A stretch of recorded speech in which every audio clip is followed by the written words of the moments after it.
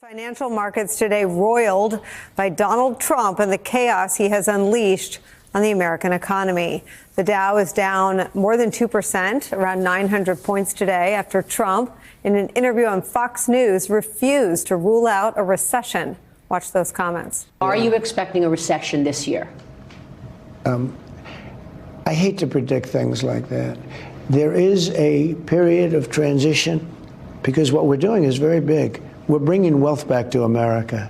That's a big thing.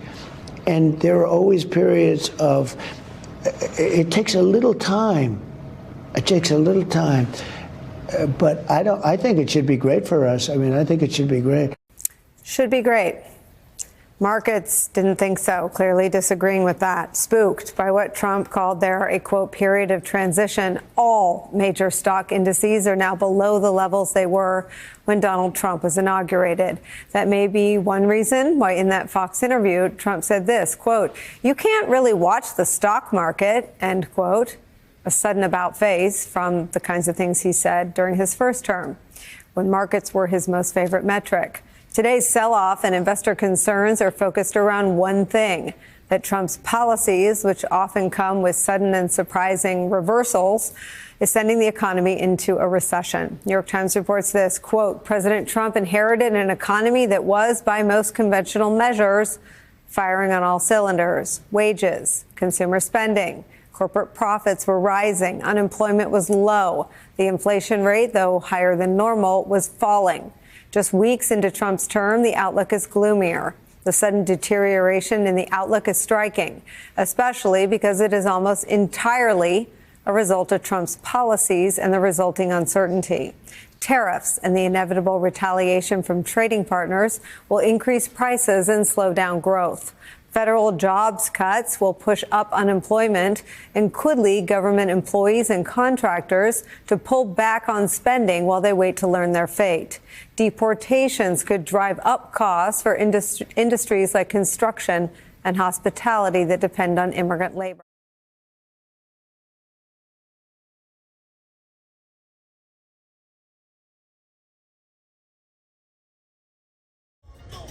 So this guy put a kit on a, what is it, on a Jeep SRT.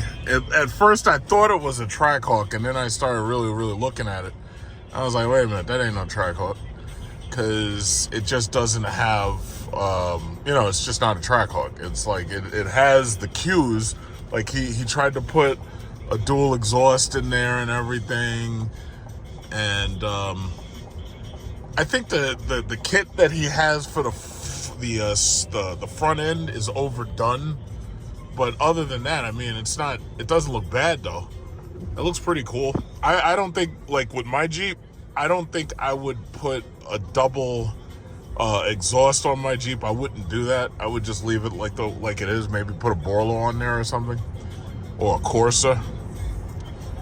And this color is like loud as fuck. I mean, it's orangey orange. It's pretty cool. If that was a Trackhawk, that would be like, I'd put that up against a Lamborghini Urus, absolutely.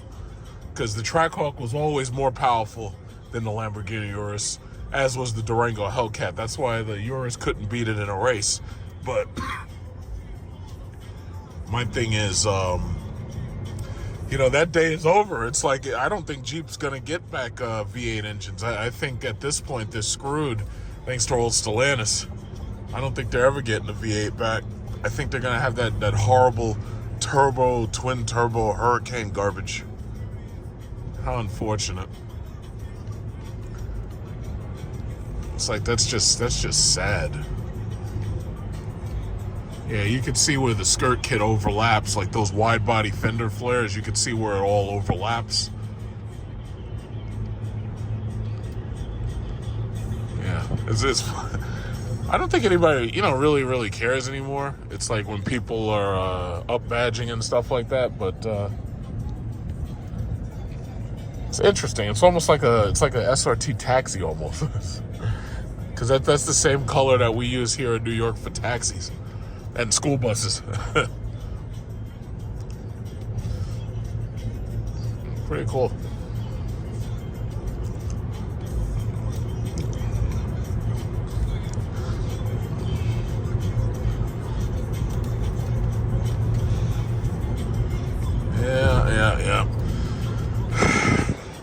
So we're at the point where we're doing taxes. So I already submitted all my stuff for taxes, and I think I should have my taxes done probably by next week. It should be finished. Get that nice, juicy, fat tax return. You know? It's like right now, I tell you, with Donald Trump in office, right now I ain't spending no money. Because the thing about it is, in fact, I think everybody would probably be best. They should be squirreling away as much money as they can squirrel away. This is not the time to be spending money with Trump in office, because everything's just going. Like I'm anticipating when they do the what is it called, the State of the Union. I think that shit. The Democrats gonna go crazy at the State of the Union. Like they can't. They're licking their lips. They're like, yeah, we don't have a chance to fight him. So this might be the only chance we get to fight this bastard. So it's going to be crazy. I know it's going to be crazy. God knows what they might try to do a January 6th on the State of the Union. I don't know. But it's going to be crazy. But I think right now everybody should be saving money. It's like, yeah, you can do what you want, but I think right now you should be saving money. Either that or you should be squirreling it away in investments on some type of dividend stock or something. You should be squirreling that money away. Because I think we're in for a rough ride, because they're already talking about recession and talking about stagflation, trade wars, and all this. They're talking about eggs are like $30 a pack and all this. It's like it's more expensive to buy eggs than it is to buy medical health care. It's like, it's ridiculous. So I think everybody should be squirreling away that cash. You should be squirreling that cash away. If you don't squirrel that cash away, it's like you might end up getting no cash. You might have like no cash left. Gotta squirrel it away.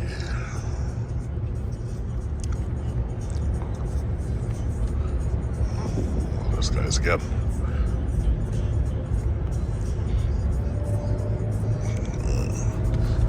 It's freezing out here, 26 degrees, -6 Celsius. It's absolutely freezing this morning. It's interesting because you don't really see any ice. You don't really see many signs of freezing. But nevertheless, it is freezing. It's very cold out here. Oh yeah, he does have orange Brimbos on the back. I was checking. All right, not bad. It's pretty. That's bright as fuck. That's pretty cool though.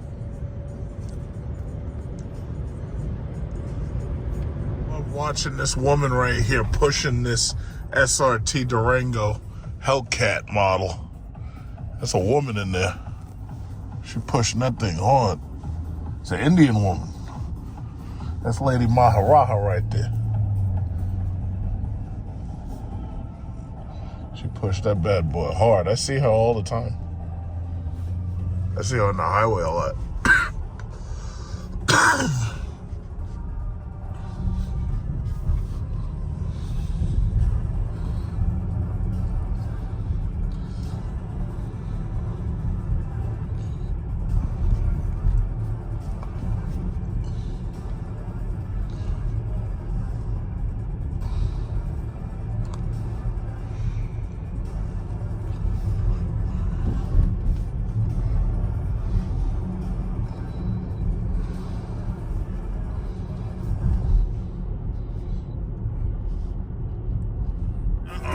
There's a crash. Oh God. Oh no, not another 3-car. Okay, we got a Camaro, a Jeep, and a Chevy. Oh no. There's a real muscle car. 442. That's a real muscle car.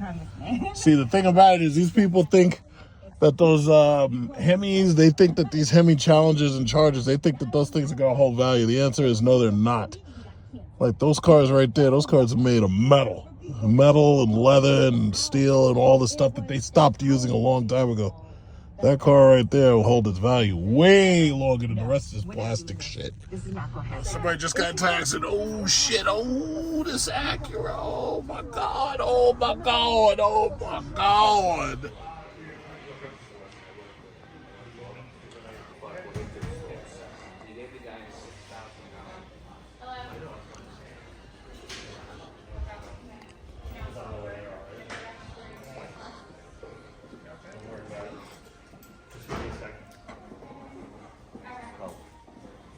Yeah, the orange, right?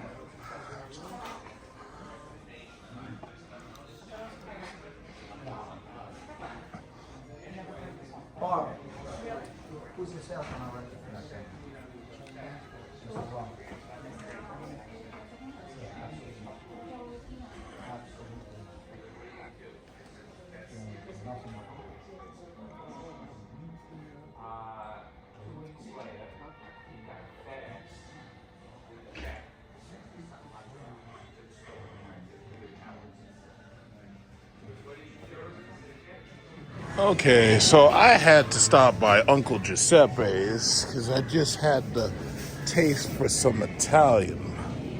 So we got this Italian, what we got? We got shrimp and mortadella and all this capicola. I basically just had the taste to get some something Italian, you know? It's a Friday.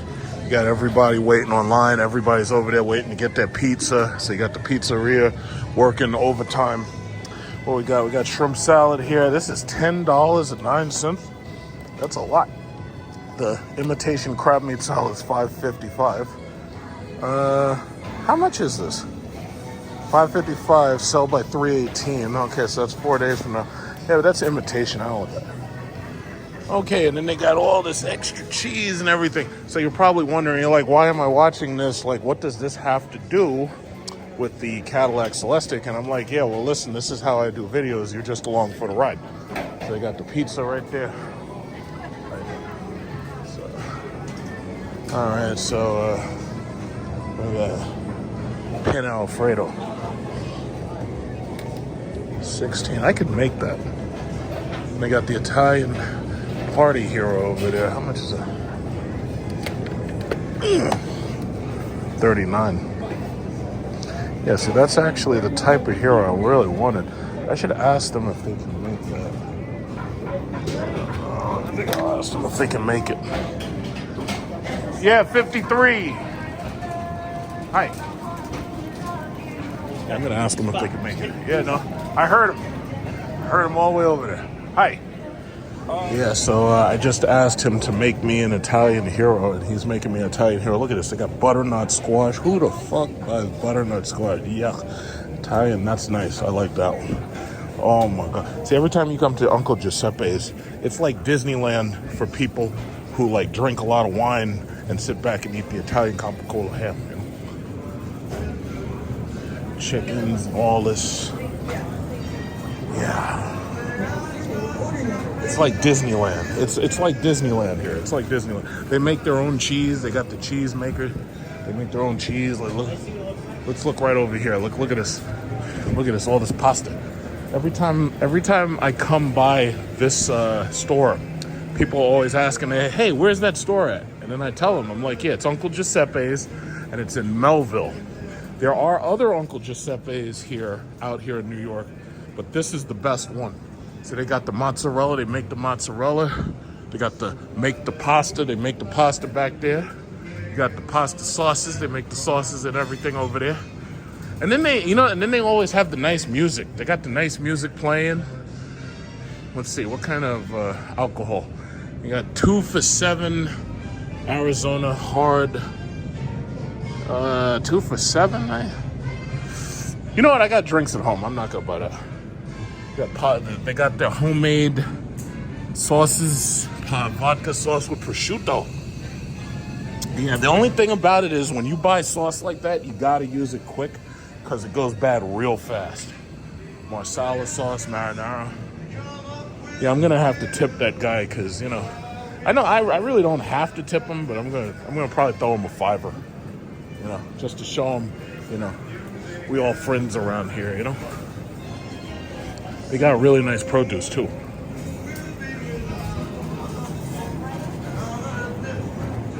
Yeah, see all this pasta stuff, I can make most of that. I know how to make pasta. But I just felt like an Italian hero for Friday night. Split it half for me, half for my girlfriend. Hopefully make a nice big one. There he is right there. He's going to work. He's going to work back there. And then they have like a nice hot bar right there. They got a nice little hot bar. But some of the food, yeah. fried chicken, macaroni, mashed potatoes. Yeah, not so bad. Then they got the rotisserie chicken. They have like very nice desserts, and they make gelato, they make ice cream, they make candy. In fact, let's go look at the candy. Why not?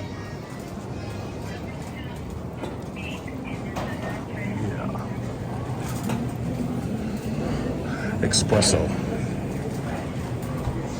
That smells good. That espresso smells good. Yeah, see, they make the candy. So if you want birthday pops, they make candy pops for the birthday. This is the section where they have, what is it called? Produce.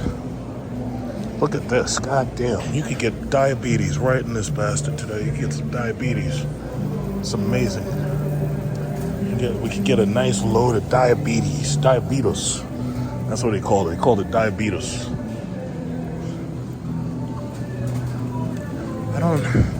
I could get some salad. No, you know what? I already got salad. I have salad at home. They got all the look at this fruit. Look at how pretty the fruit is. They got all this fruit. Pineapple chunks. Look at this. Papaya. Is this papaya? Is this papaya? Papaya chunks. Oh, man. Oh, they got all of this. Oh, man. Look at this. This is like heaven. You know what? Usually, with my friends and family, I keep telling them about this store if they've never been here before. And they're like, oh, wait, I got to go all the way out there to Melville because they live deep in the city. And I'd be like, nah, you got to come see this. And they come out here and they see this place and they're like, wow, this place is amazing. The prices are a little high in some cases. Like you got $3.99 apple cider. That's typically the price. Some of the prices are a little high. I'm pretty sure eggs are probably fucked up. But they got ground beef. Look at this. So this is, I just came from the Cadillac dealer, and because this was on the way, I decided to stop by. So I already saw the Celestic. So I'm gonna take a quick lap while he's making my sandwich. I'm gonna go back and get it. You know, they got some nice seafood here. I don't buy seafood here though. It's very nice. Yeah, look at those steaks, salmon steaks. Let's go. Yeah, look at those crab legs. Oh, Jesus. Let's see how much eggs cost.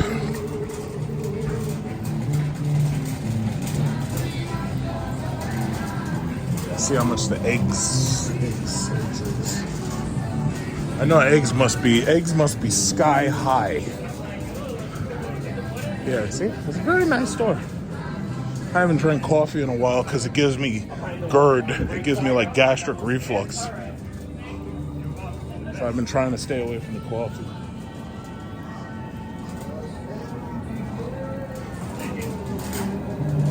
Okay. Oh, they're refrigerated.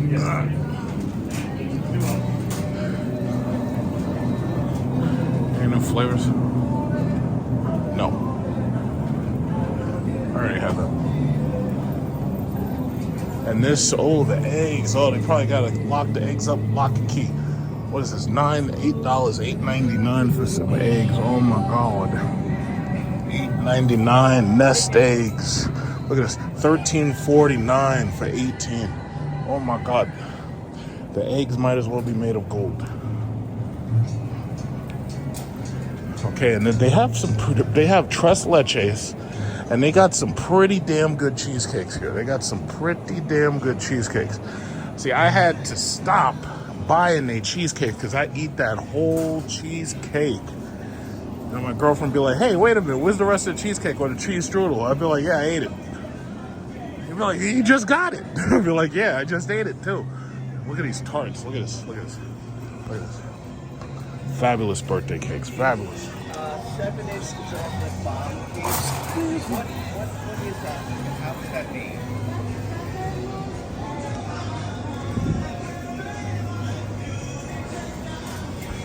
Yeah, you see, they're trying to kill me with the YouTube copyright thing. They're trying to get me. I'm trying not to let them get me. Oh, they have taste tests for the bread. If you want some bread, you can buy your own bread. Yeah, they're going to get me with this freaking YouTube copyright. Yeah, and they play the music real loud too. It's a pain in the ass. But YouTube's AI is pretty good. It has the ability to pretty much delete anything in the background, but it takes time to run the videos through the scrubber, so that can be a pain in the ass. Ooh, arugula. What flavor? This is, it's like apple. How much? I've got enough stuff. I got enough sweets at home. I'm not gonna buy that. See, the problem is, you come here, man, this place is all sweets and candy and chocolate. And you come here, it's like, hi. And you come here, it's like they got just so much stuff. There's just so much ridiculous amounts of stuff. It's like all this candy and chocolate. You can get diabetes. And oh, look, she got her pizza.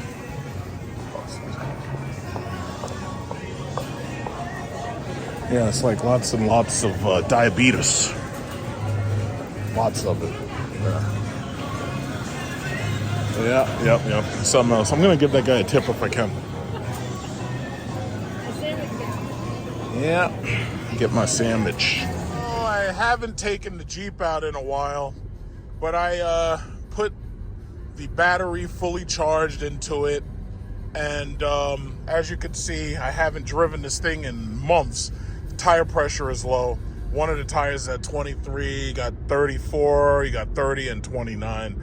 So what I'm gonna do is I'm gonna get my what is it called? A tire inflator place with the hose, like probably a Mavis.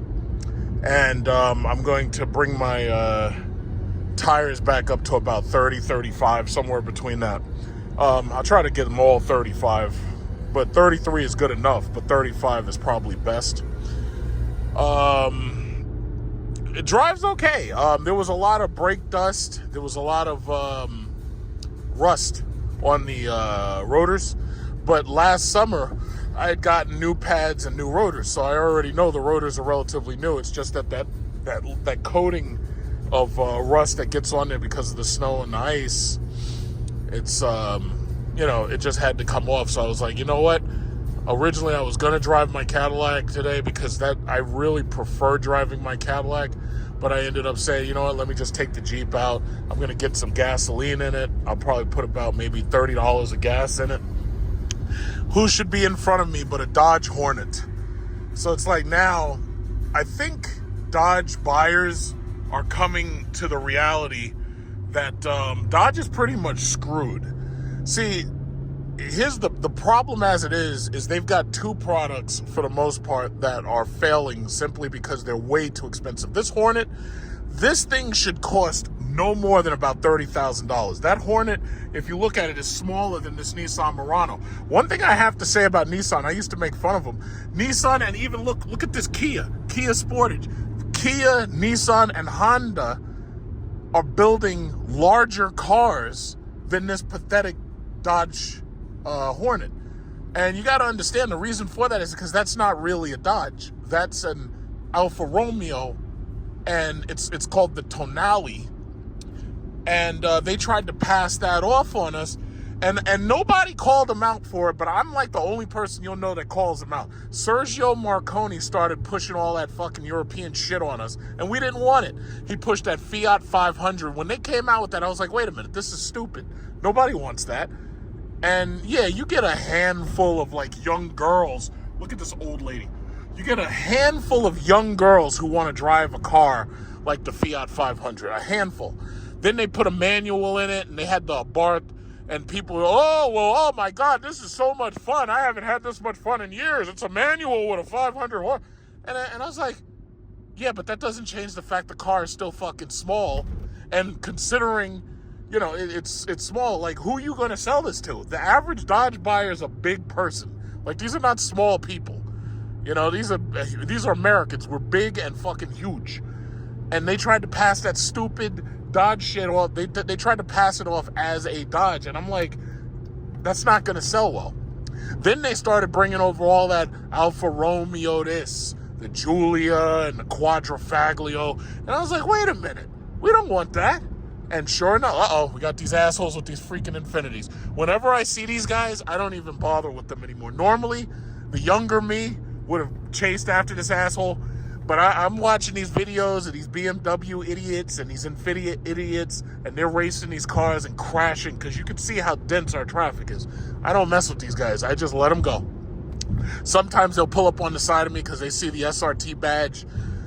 They'll be like, oh, you want to race? I'll be like, no. That's okay. Have a nice day. Bye-bye. I'm like, I ain't fucking racing you. I didn't buy this car to race you.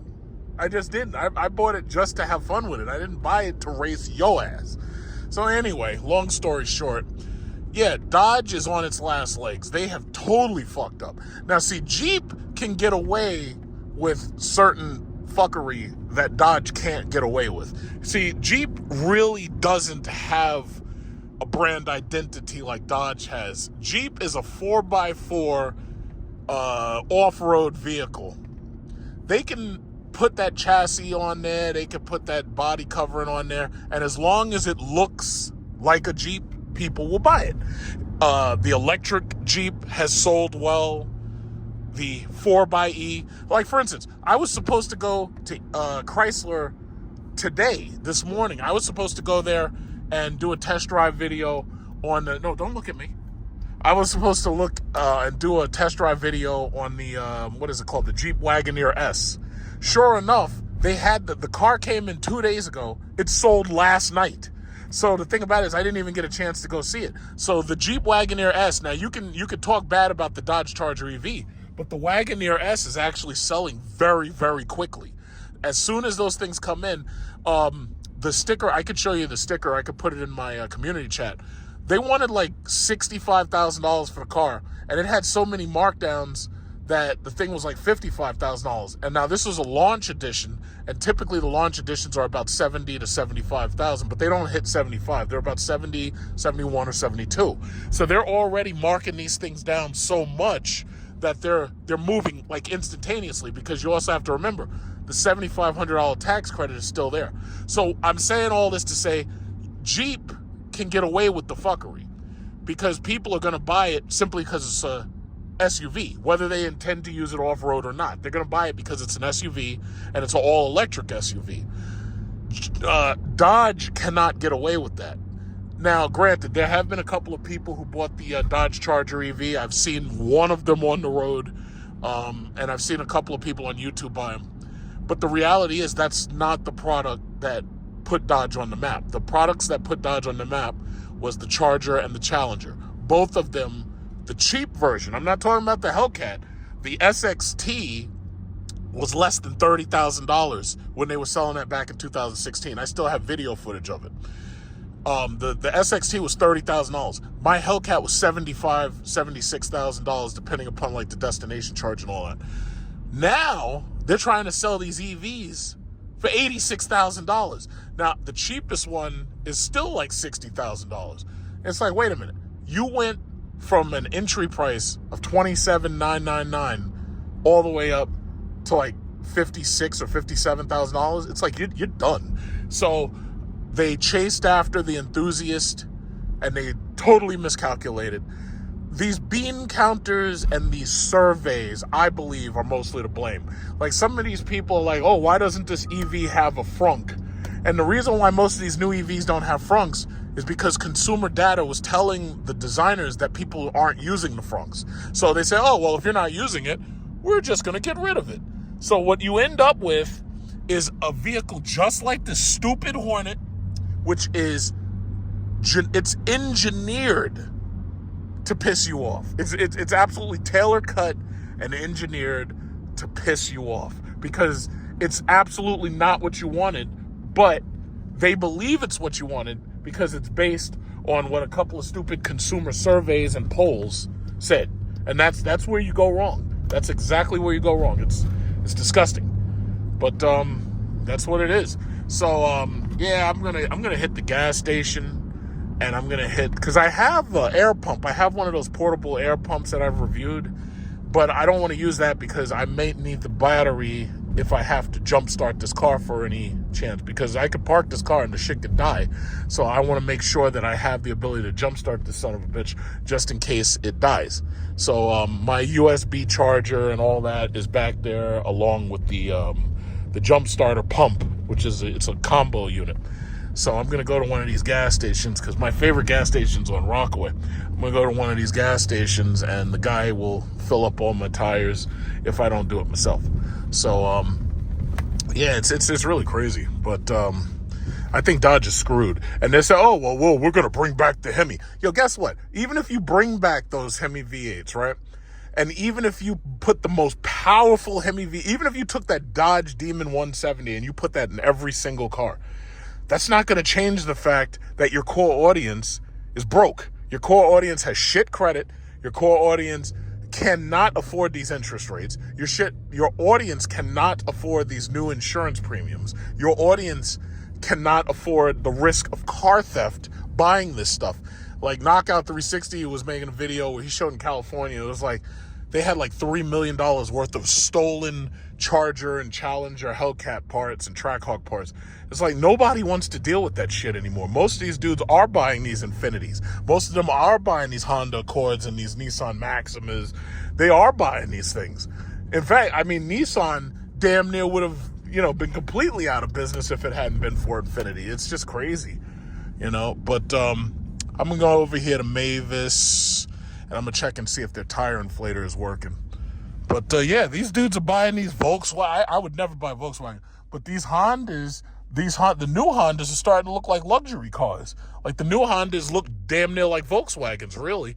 Like, they have those, they're starting to look like Audis.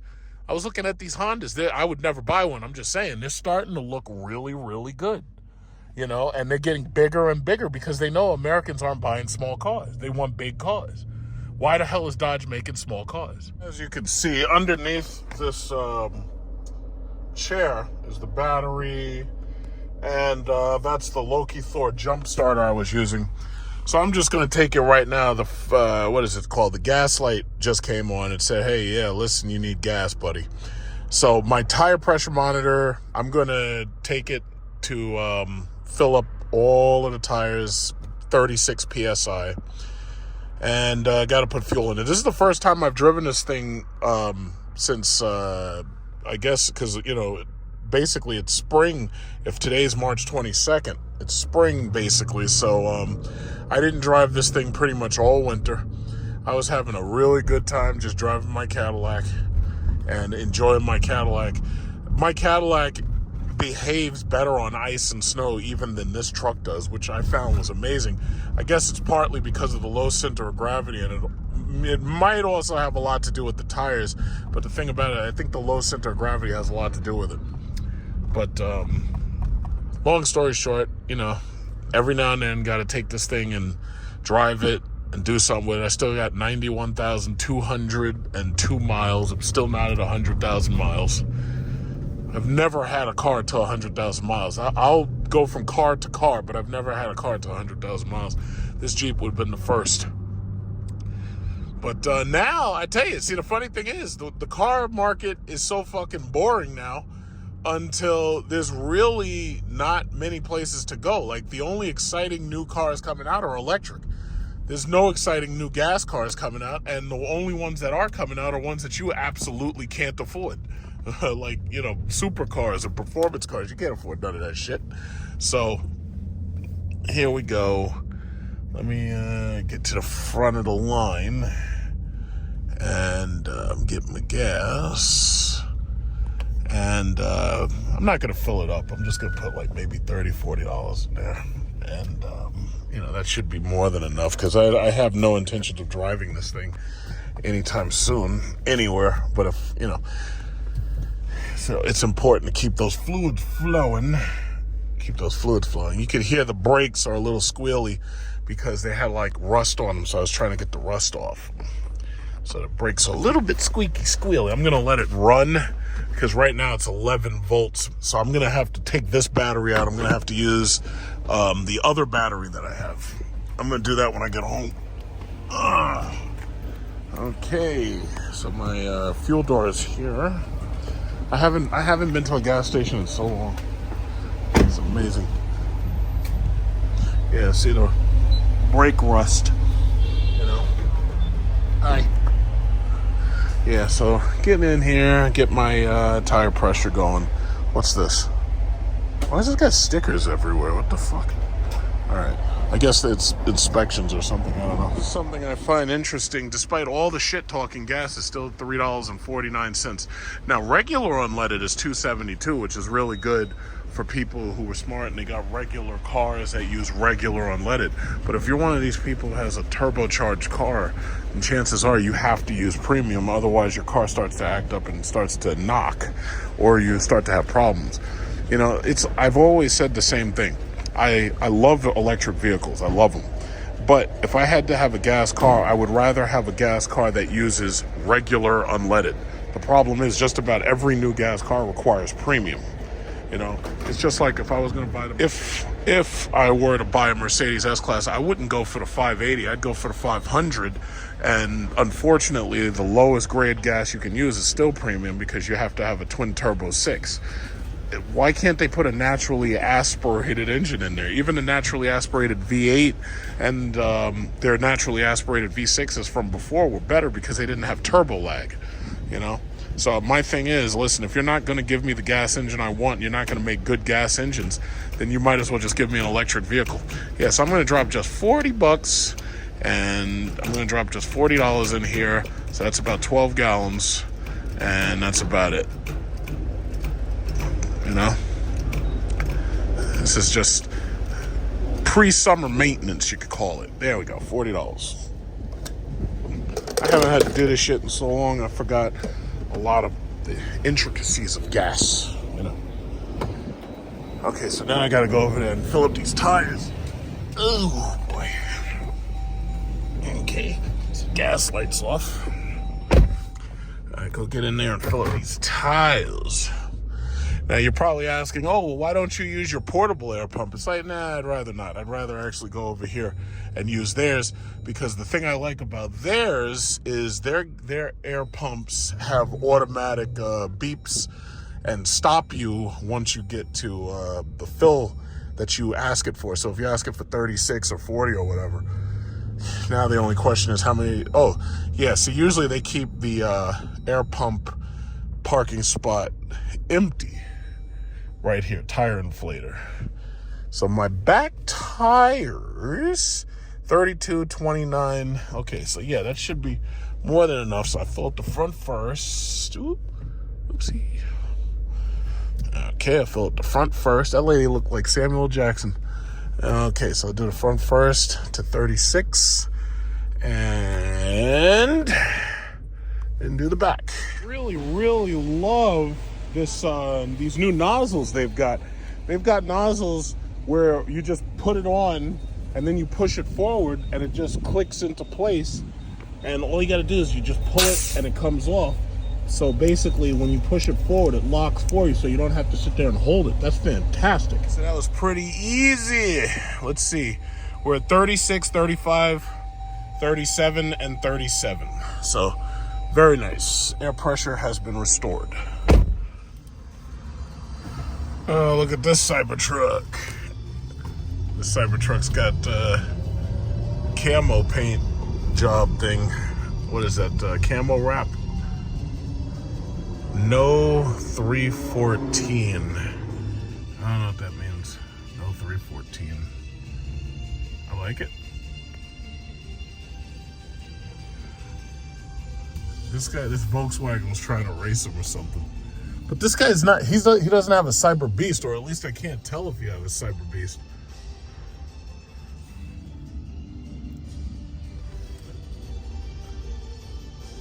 Yeah, I think they really should have made it so you could tell easily the difference between the Cybertruck and the Cyber Beast. But as it is, you can't.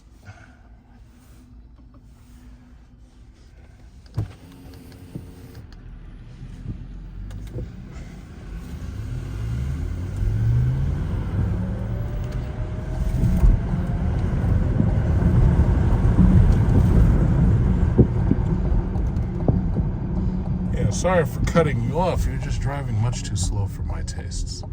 Sorry.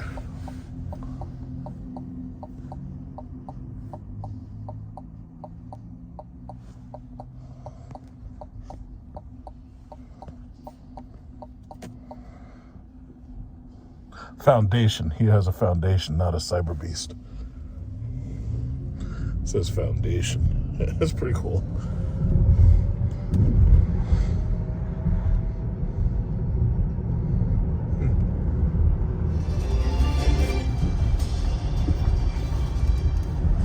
I would almost like to pull up to him and ask him, be like, hey, any problems with your Cybertruck at all? Like any recalls or anything? You know, have you had anybody like accusing you of being a Nazi and attempting to destroy your car?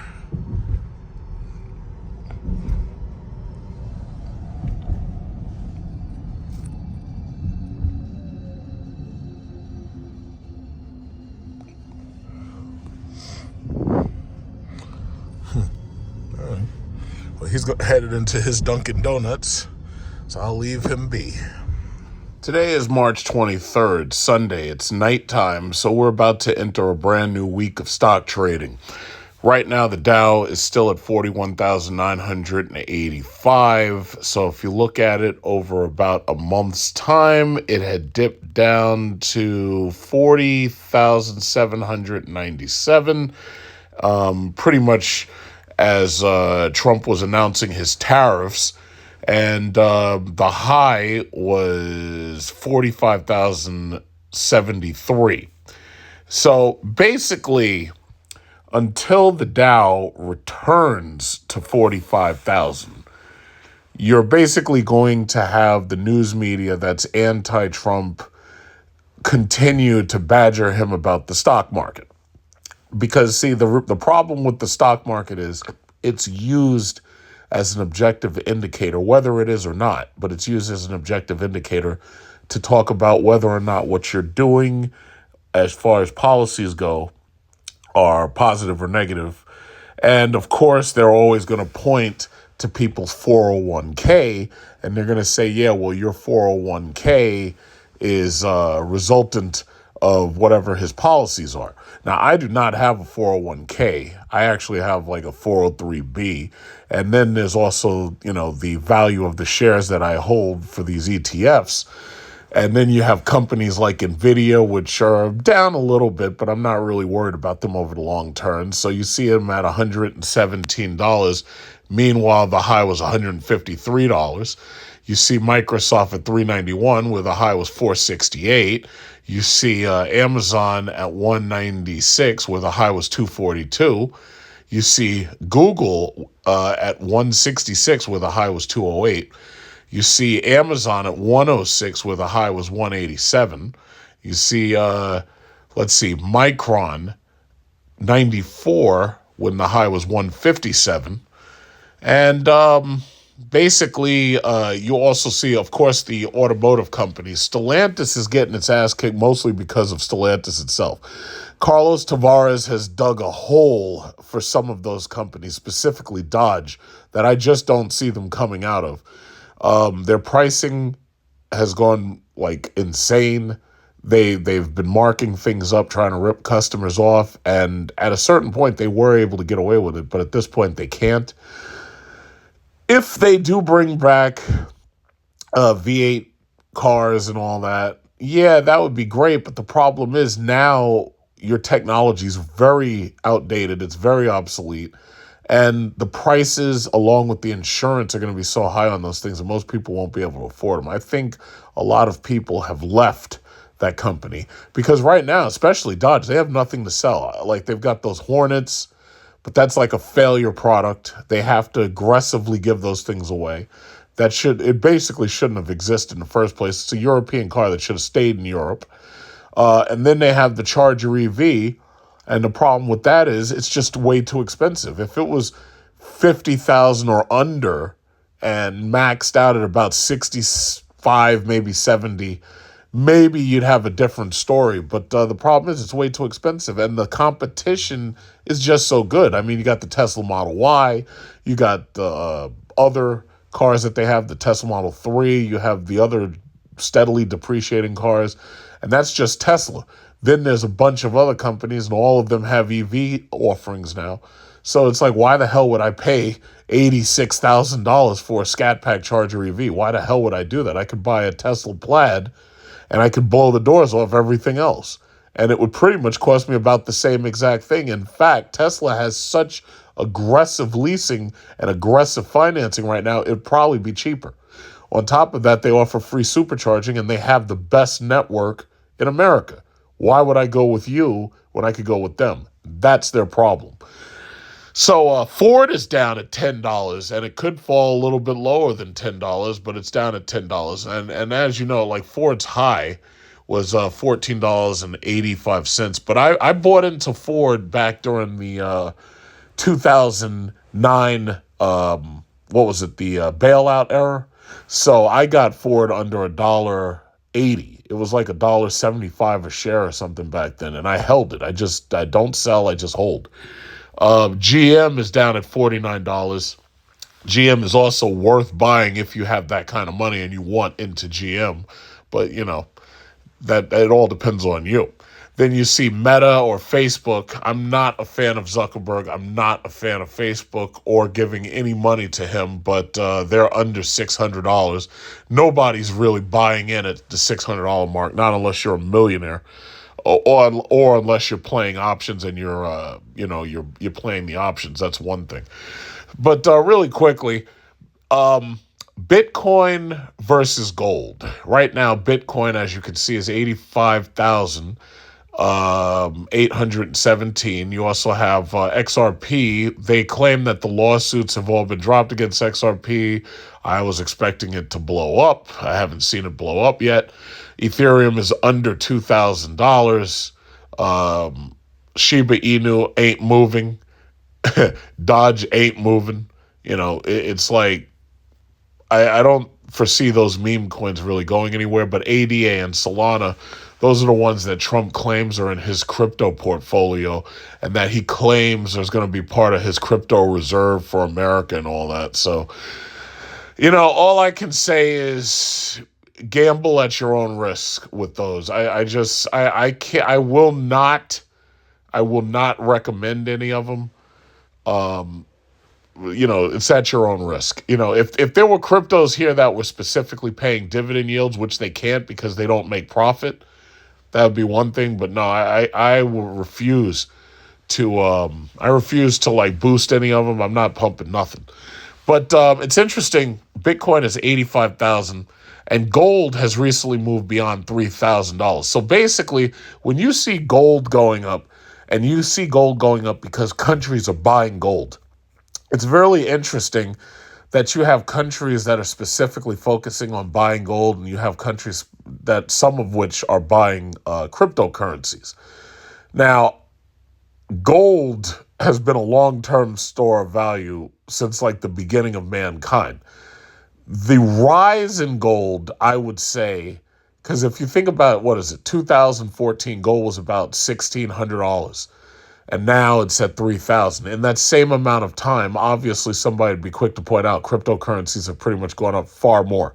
So you've gotten a much higher rise out of Bitcoin, obviously, and you've gotten a much higher rise out of some of the other cryptocurrencies. Me personally, I would feel safer investing in gold than those cryptocurrencies. But the reason why I personally don't choose to buy gold ETFs is specifically because most of them don't pay a dividend. See, the thing about gold, and I think it's something even Peter Schiff, who hawks gold constantly, I think something that he doesn't seem to realize is people want to earn more money based on their money. They're not focused on maintaining the value of their money. Most people aren't paying attention to keeping the value of whatever money they have. They just want to make more money off of that money. And that's what cryptocurrency is all about. Cryptocurrency has been a promise that if you put money into it, you'll get rich, basically. It's like a get-rich-quick scheme. Gold is not that. Gold is basically saying, yeah, I'm going to store the value of your money. But most people they feel that works too slow. In fact, I would say they feel that works slower than dividend-paying stocks. Now, as for me, dividend-paying stocks, I love because when I check my portfolio, and here's the thing, not all companies pay dividends at the exact same time. So if you buy dividend-paying stocks and you buy them and you diversify really well, basically just about every single month you check your portfolio, you may see dividends reinvested into your account that you can now use to buy more stock. And the larger you build your dividend portfolio, the more opportunity you have to see higher values out of some of those shares. Like, for example, I bought Nvidia and I bought it very cheap, and Nvidia rocketed up. And when it did, it carried a bunch of the other stocks I had, such as like Microsoft, Amazon, Apple, AMD, TSM, MU, Micron. And I had no idea that that was going to happen when it happened, but it did happen. So now you get the higher value of those stocks, plus you get the constant dividends coming in. So I really love dividend investment. I'm not so much a fan of gold, and obviously I'm not so much a fan of cryptocurrency. It's like I would rather the slow, steady. It's like the tortoise and the hare. It's like the tortoise was fast. The tortoise is running this race, and the hare was much, much, much faster. And obviously a tortoise is not going to be as fast as a rabbit. But the problem was the hare went to sleep at the end. Like, as he got close to the end of the race, he was like, yeah, that stupid old tortoise, he ain't catching up to me. And he goes to sleep. And then the tortoise walks right by him. And that's my philosophy. I would rather slow and steady accumulation than, race and lose. Like, that's just how I see it, But some people see it differently. They want to get rich quick. That's what it comes down to. GE is doing very, very well, as you can see. GE is doing very well. They went from $193 to $207. The only real companies that I right now am focused on investment in is the credit cards. The credit cards do pay a dividend, and the credit cards have steadily been rising. I've already said this, but if you look at Discover, Visa, MasterCard, American Express, for example, as well as Goldman Sachs, you can basically buy one share of each one of these companies for less than $2,000. See, Goldman Sachs is $565, and MasterCard is $535. So right there, that's a little over $1,000.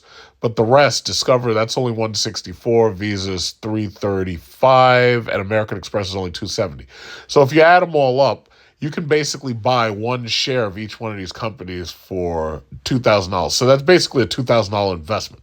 So let's say you were starting out a portfolio and you didn't know exactly what you wanted to buy. Credit cards, banks, oil companies, energy companies, those are a great place to start. So it all depends on how much money you have and how much you plan on investing into the market. But I take invest, wait, and see approach. So this year, I put a certain amount of money in, and then I check and see next year how much money did I either gain or lose. And for the most part, at this point, I've only been gaining.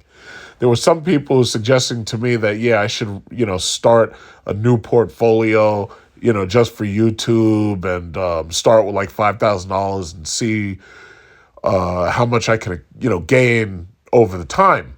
Now, there's two reasons I probably wouldn't do that. Number one, if I were to do that, I would demonstrate how Charles Schwab's artificial intelligence investing works, and I'd put $5,000 into that and then see how well artificial intelligence invests my money by itself without me touching it over time. And I would be completely transparent about that because you'd know exactly where I started and you'd know exactly where I ended year over year. But the main reason why I wouldn't do that is because I'm disgusted by YouTube's algorithm. The way that they have these things presented to people who are looking on the internet trying to find stuff, it's disgusting. Large YouTubers have lost views. Small YouTubers have lost larger views. It appears to me that what's happening at YouTube is that they would prefer to get their money from big money corporations and big money donors. appears to me that they're not concerned with small YouTubers anymore. If that's the case, then YouTube basically becomes no different than Hulu, HBO, Amazon, or Netflix. They're only concerned with getting the big money. They're concerned with advertisers from corporate donors. They're concerned with advertisers from political donors. They don't care about small YouTubers anymore. And it's obvious when you start looking, you start seeing all of these YouTubers who have large channels, like 6, 7 million subscribers, but they're getting less than 300,000 views on each one of their videos. And you're like, how is that possible? It doesn't make sense. But it does make sense when you understand that maybe they're being throttled. Maybe it's because of politics. And we already know, we've seen them go to Congress with their bullshit. Oh, well, we don't censor, specifically conservative speech, blah, blah, blah. I've noticed that some of these YouTubers, especially the ones who do middle-of-the-road stuff where they're in another country and they just talk about life in their country and stuff like that, they tend to gain subscribers very, very quickly. But anybody who wants to literally talk about the bullshit that's going on in the media and the bullshit that's going on in politics, automatically they start losing subs. Or it appears to me that their subs are being throttled. And it's really sad that that can even happen. Like, I would love to do an experiment. Like, I would like to see if being boosted by political figures, if you had political figures telling people to go to your page and subscribe, I'd love to see what that would do for your numbers. Because the thing about it is, some of these channels that I'm seeing, there's no reason why they should be under 2 million subs if they had a race close to 2 million subs and then all of a sudden they just stopped. Somebody's playing games, and it's obvious. So, when somebody would ask me, oh, well, why don't you do this and why don't you do that on your channel or why don't you spend more money?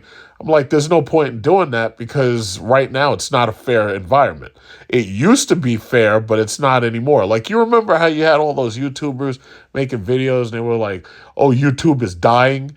At that time, I didn't understand what they were talking about, but when they kept on talking about it and they kept on showing off the fact that YouTube was adopting all of these quote-unquote retailer and investor-friendly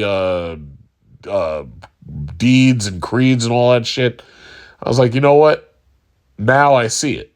I didn't see it before, but they saw it because they felt it then. Like when you have channels like AVGN, like the Angry Video Game Nerd, and you see his complete fall off because now he can't curse and the cursing was what made his videos fun and funny. You see what I'm talking about. So at this point, it's like I don't feel like putting in the extra effort. I think it's a waste of time. So what I do, as I've said, in case you're new here, what I do is I take YouTube money and I reinvest it into the stock market.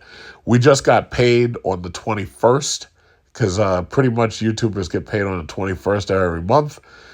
We got paid on the 21st, so I took that money and I put it into credit cards, buying credit card stocks. So I'm waiting right now for my CPA to finish with my taxes because I write off travel and I write off business travel expenses as 1099 journalism. I'm waiting for him to give me the part where I sign it so I get the tax returns and everything because I never owe. I always get money back. But as soon as I get that, I'm probably going to take that and reinvest it too because it's money I don't need. And I would recommend that if you're in a situation where you earn a little bit of money and you can take your tax return and you can use that to start a portfolio, that's what I'd recommend you do with it. Maybe if it's $2,000, you can buy one share of each credit card company and Goldman Sachs. If you have more than that, it's like I wouldn't invest it all. I would invest like a portion of it, maybe let's say 40 or 50%. Because like I get back a decent amount and I'm going to invest probably about 75% of it and maybe a small amount, have a little fun with it or tuck it away for the next vacation I go on to. I got people asking me if I want to go to Vietnam. If I were to go to Vietnam, I'd probably go to Cambodia too since I'd be close to Cambodia. But I haven't made a decision on where I want to go next just yet. So the last trip I went to was Bali and Singapore, and those were so physically taxing until the travel bug that I had was completely burned out. So I haven't really decided exactly where I want to go next, but I'm kind of making that decision. Wherever it is, I'm going to obviously go business class and try out whatever the business class product is of that airline, whatever it is.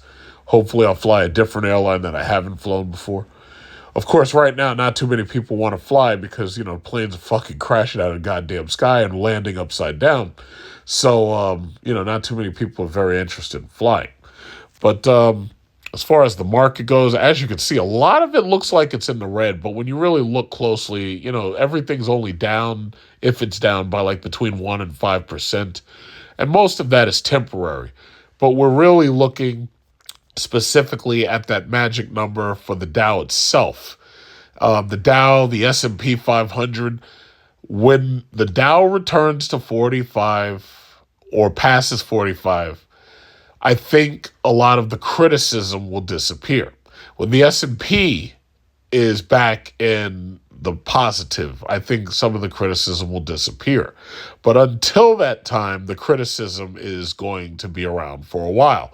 They're insisting that things from Canada, things from Mexico are going to cost us a lot more money. They're saying that imports from everywhere else are going to cost us a lot more money, and they very well might. I'm pretty sure that will also open up new opportunities, because the thing about it is most of these corporations are not going to take losses. They're going to figure out ways to keep the consumer shopping, and even if they have to change where they produce the product or how they sell it, they will figure things out. That's what the corporations do. But for right now, all you can do is hold on for dear life. I'm not panic selling. I don't panic sell. I have friends who have portfolios, in between maybe 500,000 and 1 million, and they panic sell. And I keep telling them, I'm like, don't panic sell. Just hold on. But some people panic sell. I'm not into panic selling. When I buy, I hold. I hold on for dear life. I have diamond hands, you could say. So we'll see.